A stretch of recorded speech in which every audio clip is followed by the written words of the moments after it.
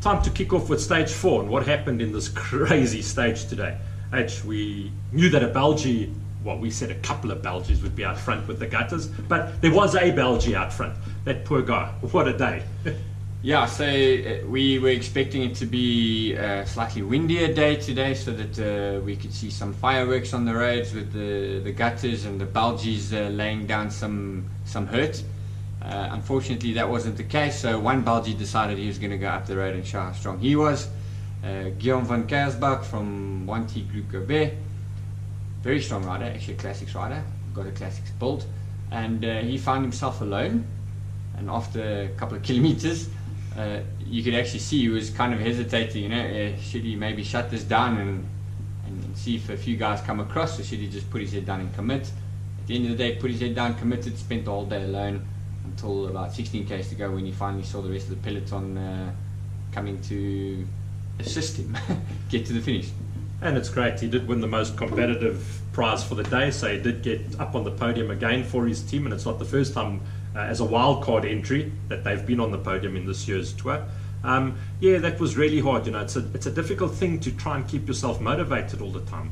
You see that he has 2 earpieces in his ear. That's not his iPod playing music to help him get through it. No. You're not allowed to have an iPod. That's communication with his team vehicle. And every now and again you saw his team vehicle come up to him, and the DS sitting there would tap the side of the door and have a chat to him, and that's just to try and keep his morale up. And it's a lonely day when you're doing 185 Ks on your own. There's no one to talk to. There's only your head, and your head, when you start getting tired, can play all funny games with you. It was great to see, though, that when he was eventually caught, he managed to hold on for quite a while, yes, until the guys on the front really put the hammer down, and I think he popped with about 5 Ks to go on his debut tour.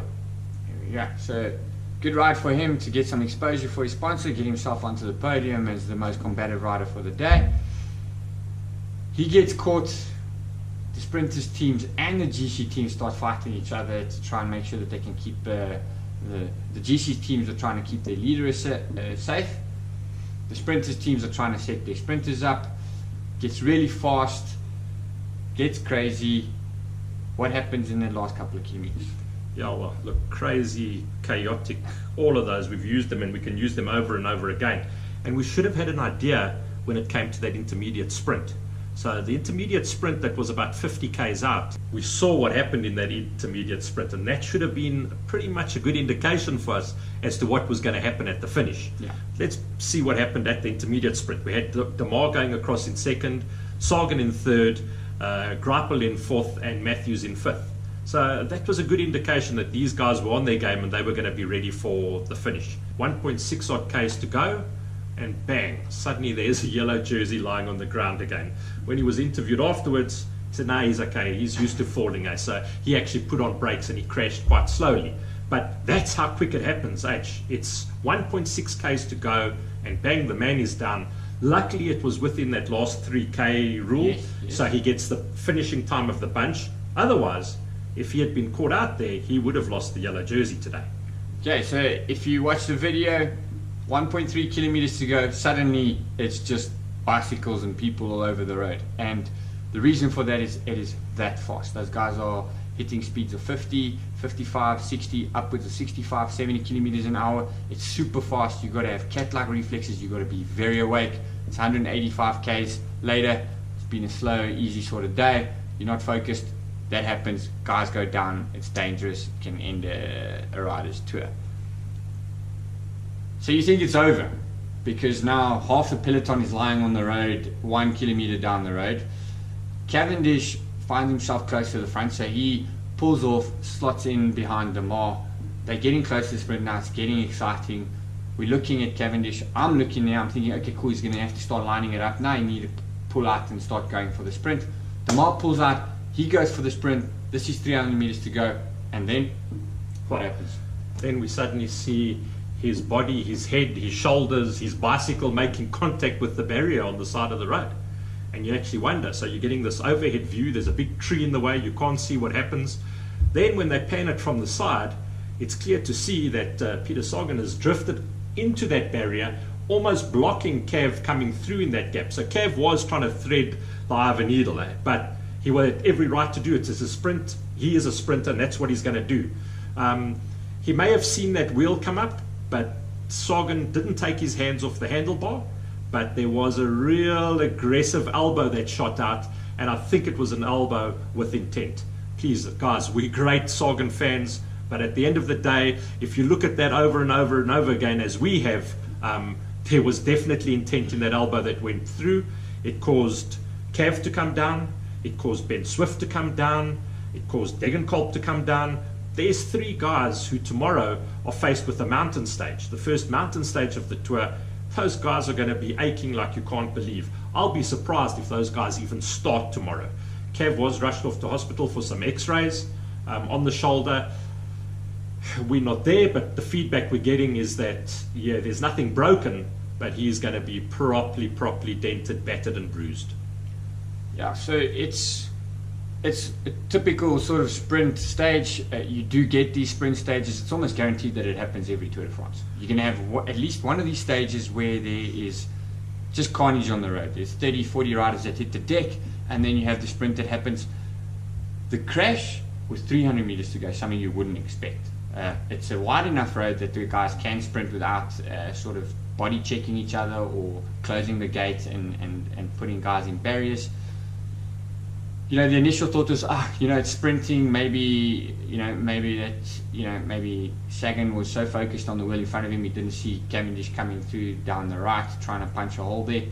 But as you say, the more you watch the video, the more it looks like there was a bit of an intent from Sagan to try and fully close the door. That's most likely what caused the crash. He has now paid the price for it. He's paid the price, and Sagan wouldn't have targeted Cavendish. He wouldn't have specifically known that it was Cav coming up. No. If he saw that wheel, even if he felt Cav bump him on the leg with his own leg as that gap closed, he wouldn't have known who it was. So I don't think Sagan said, here comes Mark Cavendish, we're going to put him into the barrier. It would have happened with anybody else that was in the same position as Cav today. Yeah. It wasn't done purposely to take Cav out, Yeah. but it was a dodgy move.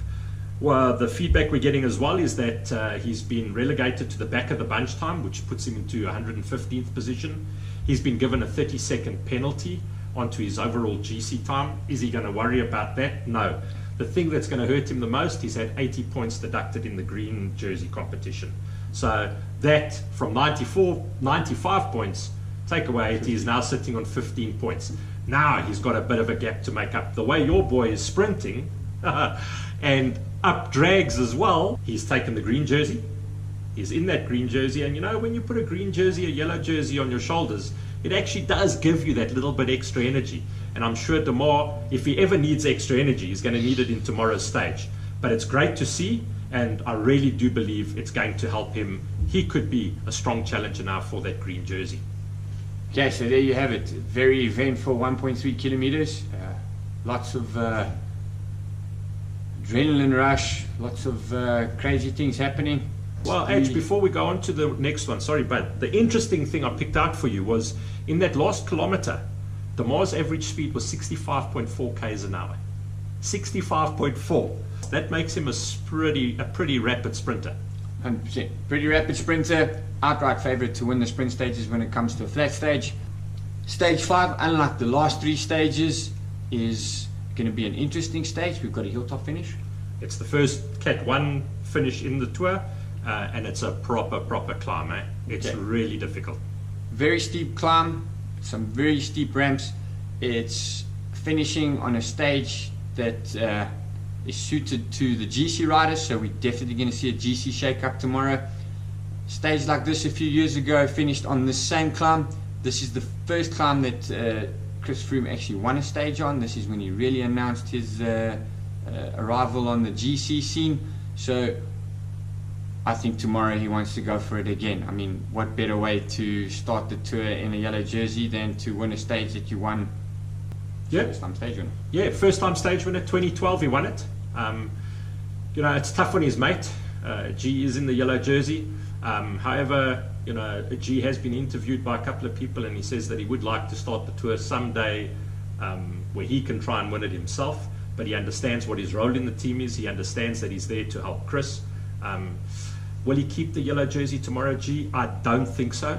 there's going to be too many other GC riders interested, and he's going to have to commit to helping Chris tomorrow. It's hard for him. He's going to battle a little bit, although he says he had a nice, soft, gentle landing today. He's still going to feel it. You know, those guys, they weigh so little. You drop them from this height onto the floor, those hips are going to hurt tonight. He's going to battle to sleep on one side in the bed. He may not have a good night's sleep, but so far he's had a great tour. Tomorrow his tour actually starts for him proper, and that is looking after Chris Froome. You're going to have Port there again, you're going to have Quintana there, you're going to have Dan Martin up there. So Dan Martin could be a bit of a dark horse tomorrow. It's not the biggest climb in the tour, but the way he's been going on those nasty bumps, there's a guy that you need to watch out for as well. So it's a short stage as well. It's not 200 plus kilometers long. It's only 160 kilometers. It's going to be explosive. It's going to be fast. The other interesting thing is when they approach this final climb, how are the GC teams going to approach that final climb leading up to it? Is the road nice and wide? Is it easy to get onto the climb, or is it going to be a little bit complicated? No, I think there's a little bit of a turn onto the climb, and that's going to make it difficult again, because once again that road narrows. It's not the widest road. So yes, the fact that it's not a wide road up the climb is not an issue, because you're not going to have 50 guys charging up there over the whole road to the top. But it's getting onto that road when everybody is still together. So you're going to have all the domestiques, all the guys there to help their GC riders. When they turn onto that final bump for the climb, a Cat 1 climb, that's when you're going to expect chaos again. I wouldn't be surprised if you see one or two guys munching a bit of tar again. Quick little question. Would a break survive tomorrow? Yeah. A break hasn't survived yet, and that's a very good question. I think that if the right guys are in the break, so bearing in mind no GC contenders, nobody that's really a threat on GC, no white jersey contender, a Louis Meintjes who is talking about a top 10, they're not going to let him go into a break. But if you've got a bunch of guys who not going to affect the overall GC, and it does go away, they may be happy to let it run. If it does go away, highly unlikely on tomorrow's stage, because it's a stage the GC guys really want to put the stamp down and show the other guys around them, listen buddy, you need to take this fight to me properly. I'm up for it. So chances of that happening on tomorrow's stage, I doubt. But we are going to have a breakaway that stays away still in this tour. Most definitely, we need to have a breakaway that stays away. We like cheering for the breakaways. Final question. Who's your man for tomorrow? You pick first this time. I've been keeping quiet. Yeah, keeping quiet only because you 2-1 up. Only because you took the frog again to help you today. H, tomorrow Chris Froome doesn't want to lose any time, but neither does Richie Port, neither does Quintana. So it's going to be a battle between those guys. I wouldn't be surprised if Dan Martin is in there with a shout at the end. He's riding really well. He had a good finish the other day on the bump. Yep. So he's a good one to watch. But today I'm going with who I think the favourite should be. And if his form in the time trial is anything to go by, although it was only 14 Ks, he needs to put a stamp down now after not having any wins during the lead up to the tour, and say, guys, yeah, my form might have been a little bit off the check now, but now I'm firing like a V8. Froome dog. Okay, so Tony's going for Froome dog.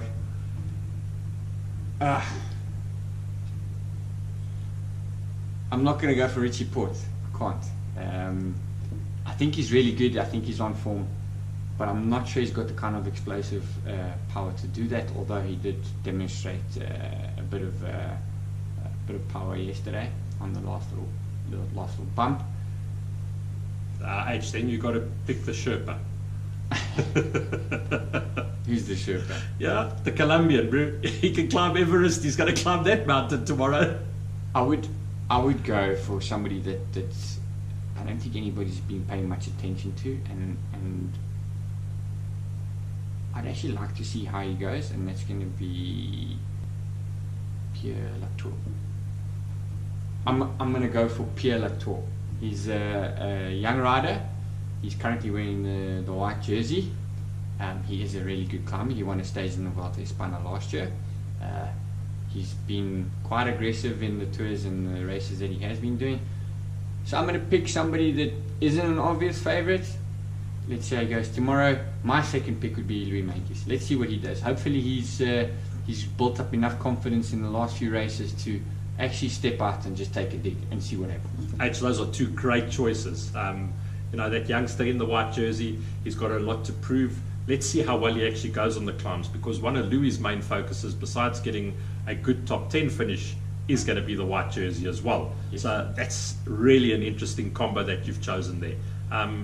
Let's see what happens. I won't be too upset with you. I'll even buy you a Coke if Louis Meintjes wins. Okay, so there you have it. We've picked our favorites. That's the end of our show. We hope you guys enjoy it. And if there's anything you guys want to know, feel free to ask us questions. We are on Twitter. Use the YouTube channel, comment on the YouTube channel, like the YouTube channel, subscribe to the YouTube channel. We love hearing from you. We want to see you guys get engaged with the racing and interact with us. Keep it safe, enjoy the racing, and enjoy the show. Don't miss tomorrow's stage. Big shake-up. GC contenders will be there to show you what they want to do in this tour. Have a safe one. Cheers. Cheers.